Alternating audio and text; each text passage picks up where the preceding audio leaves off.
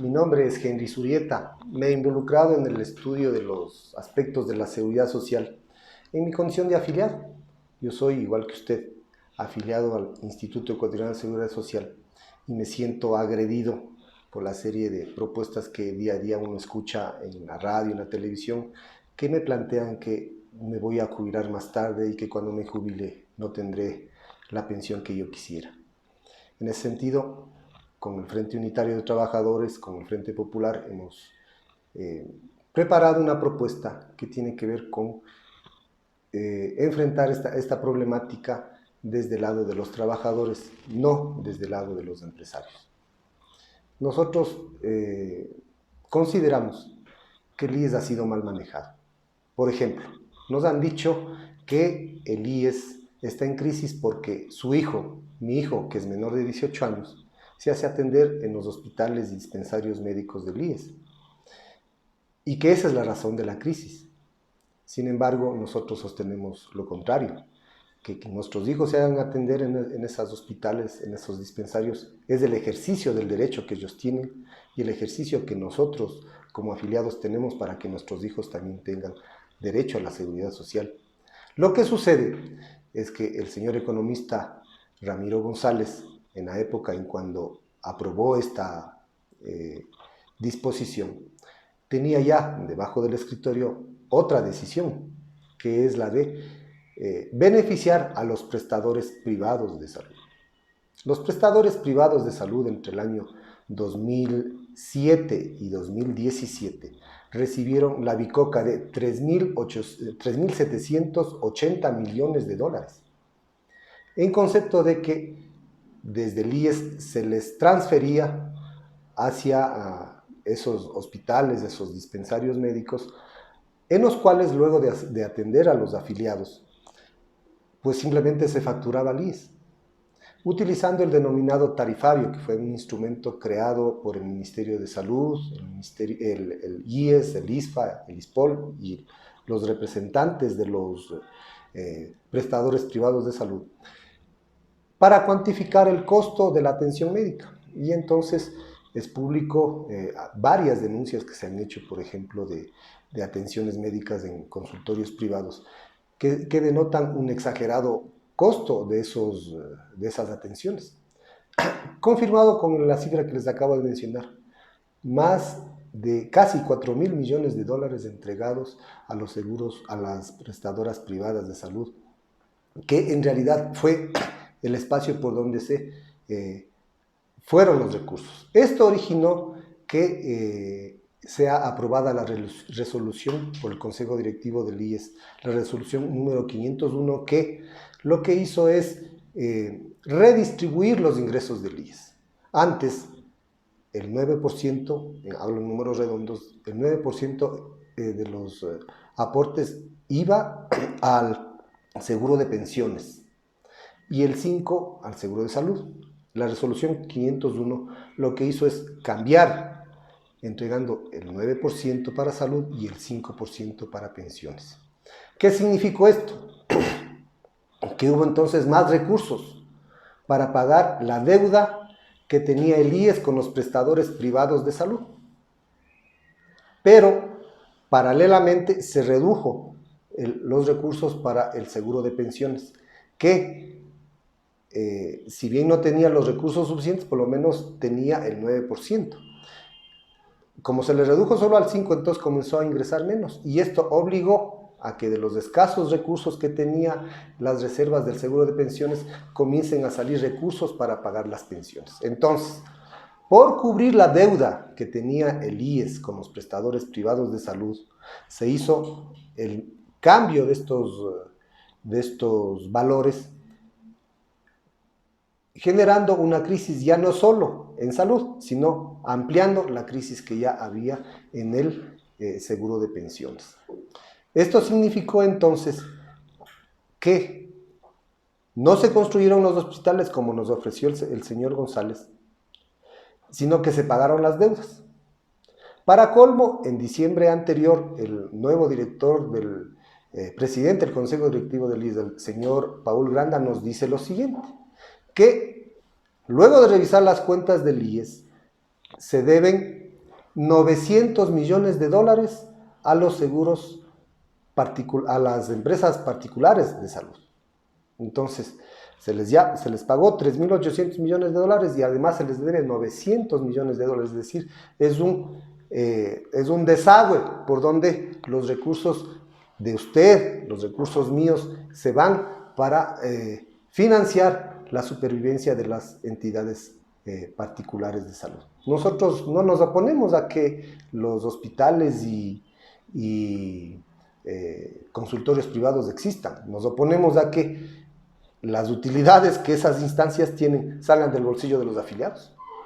Nosotros los afiliados tenemos la posibilidad, y el IES tiene la posibilidad de crear sus propias instancias de salud y acudir ocasionalmente a las instancias privadas para que entreguen servicios que por A o B circunstancias del IES no los pueda ofrecer. Pero lo que ha sucedido es de que normalmente, especialmente en las provincias de Pichincha, Guayas, Manabí, se entregue esos servicios vía la derivación a las instancias privadas. Esto por el lado del seguro de salud. Por el lado del seguro de pensiones sucede lo siguiente. En el año 2004, la Organización Internacional del Trabajo realizó un estudio de la seguridad social en el Ecuador. En ese año ya advirtió al gobierno ecuatoriano que aproximadamente en el año 2020 el seguro de pensiones, tal como estaba manejado en esa época, que es igual a la forma en cómo está manejado actualmente, iba a entrar en crisis. Esta crisis implicaba que no iba a haber los recursos suficientes para pagar las pensiones. En el año 2007, el señor expresidente Rafael Correa toma el poder y ese estudio se hace público a la vez.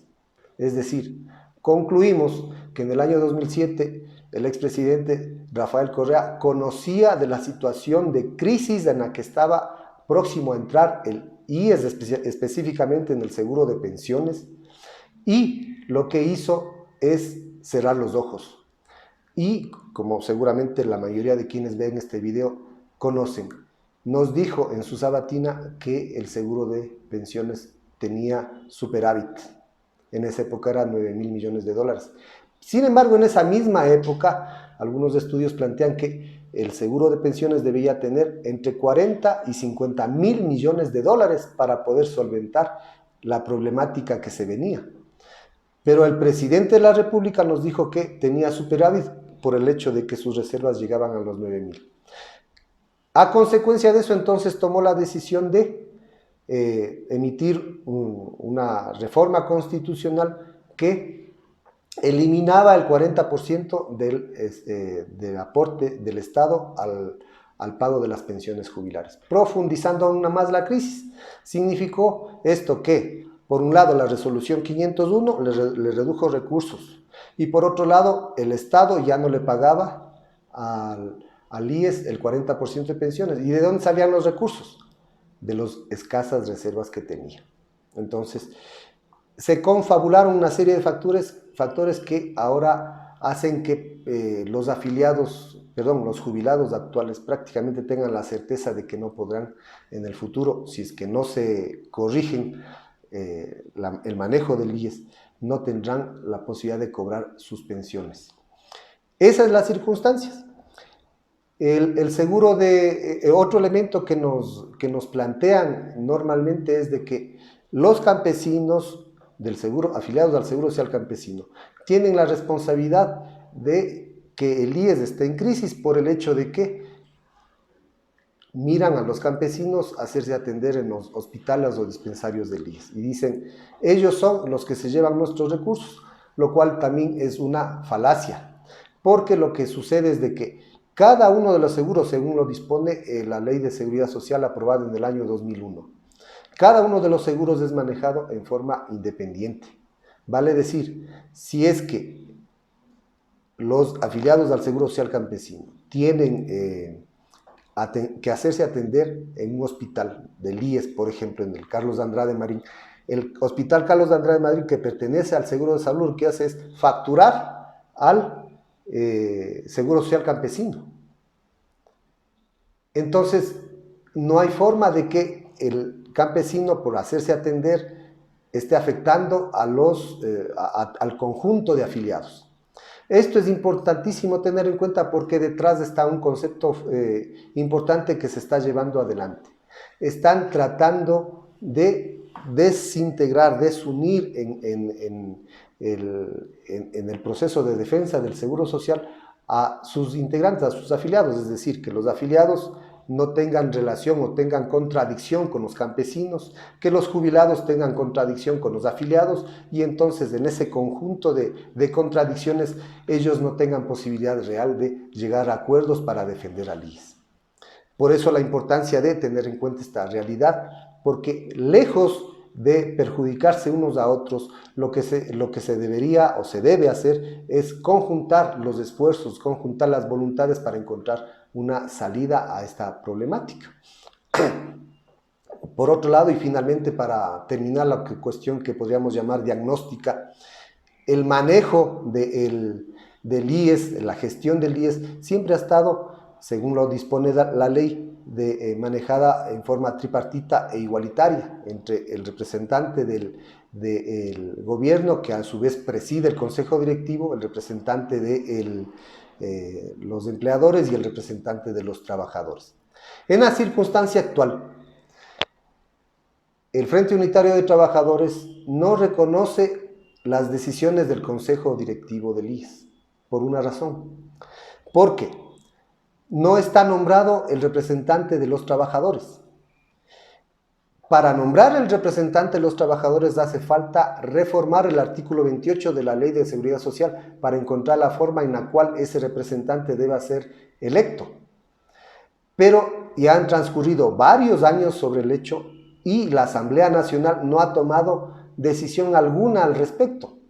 Y en esas circunstancias lo que está sucediendo es de que el representante del Estado y el representante de los empleadores están tomando decisiones que competen a los trabajadores, en circunstancias en las cuales el representante del trabajador no está.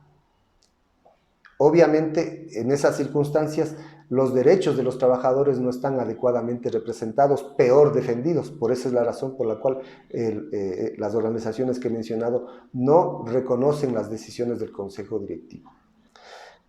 En estos días se ha convocado a la mesa de diálogo sobre la seguridad social ecuatoriana propuesta por el Consejo Directivo del IES con, digamos, la participación de la Organización Internacional del Trabajo como mediador. Los trabajadores del Frente Unitario estamos en total apertura al diálogo, sin embargo, llamamos la atención en el hecho de que las decisiones de incrementar la edad de jubilación, reducir las pensiones, entregar el costo de la atención de las enfermedades catastróficas y enfermedades raras, se descargue en los propios afiliados, están cocinadas, están en situación en la que simplemente se busca encontrar el momento adecuado para que entren a la asamblea y sean aprobadas. En esas circunstancias, la participación de los representantes de los trabajadores no sería más que un mero saludo a la bandera y una aprobación implícita por el simple hecho de estar presentes en esas mesas de diálogo. Nosotros hemos exigido al gobierno ecuatoriano, a los representantes del IES, las garantías para que en igualdad de condiciones todas las propuestas que se planteen al país respecto de las salidas a la problemática de la seguridad social tengan posibilidades de ser difundida ante todos los afiliados, ante todos los interesados, y en función de eso se tomen las decisiones. Sabemos de que no va a haber un consenso general respecto de las salidas a esta problemática, por eso lo hemos planteado también en una carta que se entregó al señor Paul Granda, que tanto los consensos como los disensos que se mantengan hasta el final de las mesas de diálogo sean sometidos a consulta popular, es decir, que todo el país se pronuncie sobre las alternativas que haya de salida para esta problemática. Creemos que ese es un mecanismo democrático por el cual las decisiones deberían ser tomadas. Ahora, Desde el Frente Unitario de los Trabajadores y desde el Frente Popular hemos analizado la problemática de la seguridad social y traemos a colación y sometemos a discusión, a debate al país, una propuesta que tiene que ver con cómo solucionar esta problemática. Primero, las premisas sobre las cuales nosotros nos hemos propuesto desarrollar esta propuesta. Primera, que no afecte los intereses de los trabajadores y pueblos del Ecuador. El objetivo de hacer esta propuesta, entonces, tiene que ver con que no sean, como siempre han sido a lo largo de la historia del país, los trabajadores, los sectores populares quienes absorban el peso de la crisis. Segundo, que se encuentren formas mediante las cuales el conjunto de la sociedad tenga la posibilidad de acceder a los beneficios de la seguridad social. Esto teniendo en cuenta que la propia Constitución ecuatoriana aprobada en el año 2008 plantea la seguridad social universal, es decir, que toda la población tenga acceso a los beneficios de la seguridad social. Entonces, bajo estas dos premisas hemos entrado en un proceso de análisis, de buscar alternativas a esta problemática. Entonces, nosotros en concreto planteamos al país la creación del Fondo de la Seguridad Social Ecuatoriana. Este fondo tiene algunas características que lo diferencian de cómo se manejan los otros fondos de los diferentes seguros del IES. La principal característica es que, en principio, los primeros 20 años de funcionamiento de este fondo sería solamente de capitalización, es decir, que solamente se ingresarían recursos. ¿Cuáles recursos? Los recursos propios que tiene actualmente el IES, el BIES, que aproximadamente en números redondos son 17.000 millones de dólares, más los aportes que el Estado entregue a este fondo vía el incremento del impuesto a la renta a las 1.000 empresas que más dinero ganen cada año. El monto de ese valor, de ese impuesto, entraría al Fondo de la Seguridad Social Ecuatoriana. Más el incremento en 5 puntos del aporte patronal, tanto del Estado cuanto de los empresarios. Más el incremento del aporte del Estado ecuatoriano del 40 al 60% para el pago de pensiones. Adicionalmente, planteamos también que a este fondo se integren el excedente petrolero. Por ejemplo, en estos días hay un excedente petrolero, el petróleo ecuatoriano está vendiendo por sobre el valor presupuestado. Esos recursos, planteamos, sean entregados al Fondo de la Seguridad Social Ecuatoriana, y finalmente también a este fondo se integrarían los recursos recuperados de la corrupción. Como todos sabemos, el Banco Interamericano de Desarrollo ha planteado, en un estudio ha determinado que en el Ecuador aproximadamente entre 70 a 75 mil millones de dólares fueron desviados, ya sea por sobreprecios o por métodos de corrupción. Es las entidades de justicia ecuatoriana, es la entidad de justicia ecuatoriana la encargada, la función judicial encargada de encontrar, de recuperar esos recursos, y esos deberían ir al Fondo de la Seguridad Social Ecuatoriana. Durante los primeros 20 años, todo lo que estoy diciendo en términos de valores tienen que ser confirmados con los estudios, los estudios actuariales que se realicen, de forma tal de que estos estudios confirmen o modifiquen la propuesta. Pueden ser menos de 15 años o más de 15 años en función de los dineros que efectivamente se recuperen o se necesiten para entregar la seguridad social. Esta propuesta está dividida en 3 fases. La primera fase es la de enfrentar esta problemática, de lograr que la ley sea modificada para crear el Fondo de la Seguridad Social Ecuatoriana, y también para hacer una serie de tomar una serie de decisiones. Por ejemplo, la auditoría integral al IES y al BIES. Desde hace muchos años nosotros conocemos los manejos dolosos que se han dado en esta instancia y nosotros no estamos de acuerdo con que pasen a la impunidad. Eso tiene que ser investigado y tiene que ser ubicados los responsables. Los responsables tienen que devolver el dinero y parar con sus huesos a la cárcel. Eso es lo que corresponde y nosotros no vamos a cejar hasta que eso se dé. Tenemos también que lograr que la deuda de los empresarios, la deuda del Estado sea pagada. Me refiero al Estado como patrono. Se dice que actualmente son alrededor de 1.400 millones de dólares lo que los empresarios deben al IES. Esos recursos deben ser entregados al IES y invertidos por el BIES para que entonces puedan rendir sus recursos a favor de los afiliados. Planteamos también en esta primera fase la reforma legal para encontrar el mecanismo para la elección democrática del representante de los trabajadores. Esta sería la primera fase. La segunda fase sería desde que se apruebe esta reforma hasta cuando los estudios actuariales definan el momento en que de ese fondo podamos comenzar a extraer los recursos.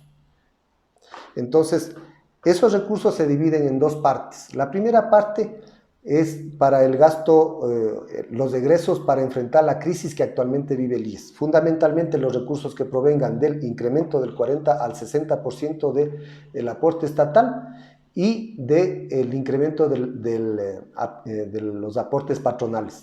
Esos recursos deben ser destinados para cubrir la problemática que se ha generado especialmente en el seguro de pensiones para cubrir las pensiones a los jubilados en estos primeros años.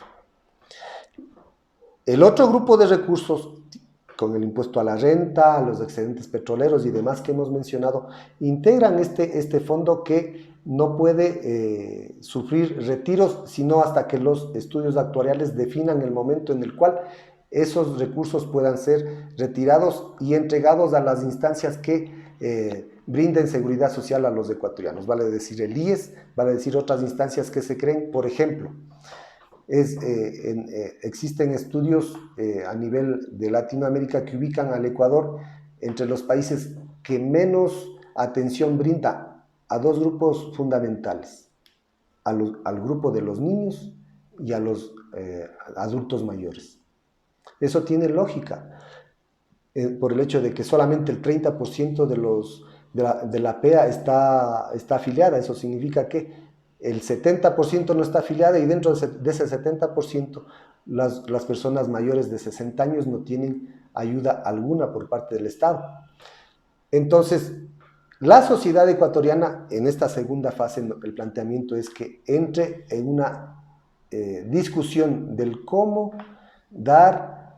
entregar seguridad social a toda la población, ya no solamente a los afiliados al IES, ya no solamente a quienes que tienen la posibilidad de un trabajo estable con afiliación al Instituto Ecuatoriano de Seguridad Social, sino a todas aquellas personas que en su condición de tal habitan el Ecuador, a niños, a jóvenes, a mujeres, a indígenas, a adultos mayores, es decir, a toda la población.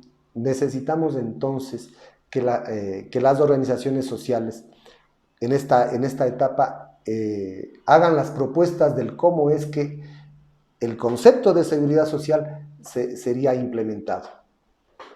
Esto significa entonces una diferente visión de lo que es la seguridad social, porque nos da la posibilidad de llegar a un punto que nunca antes el Ecuador ha vivido, que es que la seguridad social llegue a todos. Finalmente, la tercera etapa o tercera fase sería aquella en la cual esos recursos puedan ser entregados, para que financien los diferentes programas que en la fase 2 los ecuatorianos hemos acordado. Aparecería hasta cierto momento como algo bastante complejo de ser alcanzado. Sin embargo, creo que es un momento importantísimo para la seguridad social ecuatoriana por el hecho de que si es que hoy no tomamos los afiliados y en general toda la población ecuatoriana las riendas de enfrentar y conducir hacia la dirección que nos conviene a los afiliados, pues simplemente nosotros seremos los principales perdedores. Nosotros, actuales afiliados hoy, que ya no tendremos entonces la posibilidad de que si tenemos una enfermedad catastrófica sea financiada por la seguridad social, o que cuando nos jubilemos podamos tener acceso a la jubilación. Esa es la disyuntiva. O tomamos la decisión hoy de enfrentar este problema y con ventaja hacer que la solución esté a nuestro favor, o simplemente quedarnos cruzados de brazos para esperar que alguien, que normalmente serán los asambleístas de los partidos de derecha, legislen a favor de los de siempre y como siempre otra vez nos dejen a nosotros sin tener acceso a una serie de beneficios que por derecho nos corresponden. Este fondo, ya para finalizar, este fondo se nutre de los aspectos que ya hemos mencionado y entonces deja la interrogante de dónde se invierte. Significa entonces que la instancia que administre, que en principio le estamos planteando que sea el propio BIES, tenga la posibilidad de ser lo que se conoce como banca universal, es decir, que tenga la posibilidad de ser banca de segundo piso, como lo es ahora, entregando solo recursos a sus afiliados, pero también que tenga la posibilidad de entregar recursos, de hacer actividad financiera, económica con toda la población, es decir, que se convierta en un competidor más del sistema financiero. Pero no solo eso, sino también que tenga la posibilidad de hacer inversión en el extranjero. Eso significa entonces que tenemos que crear a esa instancia, puede ser el mismo BIES u otra, toda la infraestructura legal que le permita que el incursionar en el sistema financiero lo pueda hacer con ventaja para beneficio de los trabajadores de todo el país. Gracias.